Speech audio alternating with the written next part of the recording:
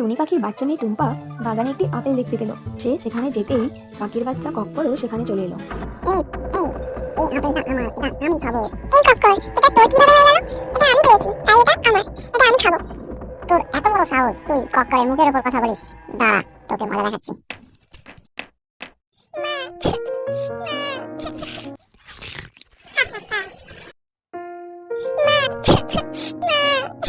কি হয়েছে টুম্পা, তুমি কেন কাঁদছো মা? আমাকে কক্কর মেরেছে। মা, ও আমার আপেল কেড়ে নিয়েছে, ওটা আমি আগে পেয়েছিলাম। ঠিক আছে সোনা, তুমি এবার চুপ করো। এই কাকের বাচ্চা কক্কর খুব দুষ্টু হচ্ছে দিন দিন, আর কাকগিন্নি ওকে একদম শাসন করে না। এই কাকগিন্নি আজকাল পেয়ে ও দিন দিন বদমাশ হয়ে যাচ্ছে। টনি, তুমি এখনই যাও, গিয়ে কাক ও কাকগিনীর কাছে কক্করের নামে বলে এসো। হ্যাঁ, আমি এখনই যাচ্ছি। এই বলে টুনি উড়ে কাকের বাসায় গেল। এই যে কাকগিন্নি, তোমার ছেলে কক্কর আজ আমার মেয়েকে মেরেছে, ওকে মেরে রক্ত বার করে দিয়েছে। তোমার মেয়ে টুম্পা নিশ্চয়ই ওকে কিছু করেছে, তাই ওকে মেরেছে।